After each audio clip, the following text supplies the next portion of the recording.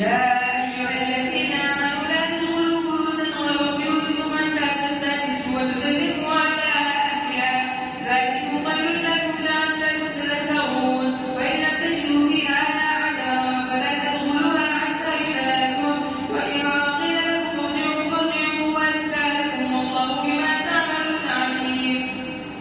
قل للمؤمنين يغضوا من أبصارهم ليس عليكم جناح أن تدخلوا بيوتا غير مسكونة فيها متاع لكم والله يعلم ما تبدون وما تكتمون. قل للمؤمنين يغضوا من أبصارهم ويحفظوا فروجهم ذلك أزكى لهم إن الله خبير بما يصنعون.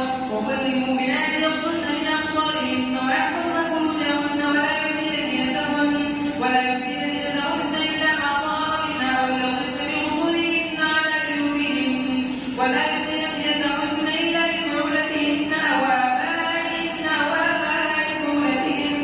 أو أبناء بعولتهن أو أبنائهن أو أبناء بعولتهن أو إخوانهن أو بني إخوانهن أو بني أخواتهن أو نسائهن أو ما ملكت أيمانهن للتابعين غير أولي الإربة من الرجال أو الطفل الذين يظهرون على عورات النساء ولا يضربن بأرجلهن ليعلم ما يخفين من زينتهن وتوبوا إلى الله جميعا أيها المؤمنون لعلكم تفلحون.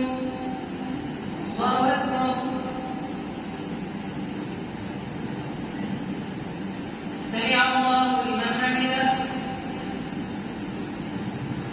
الله أكبر. الله أكبر. الله أكبر.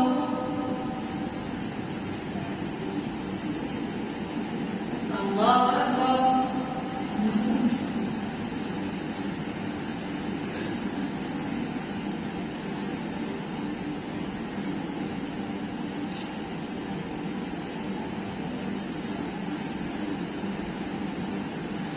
السلام عليكم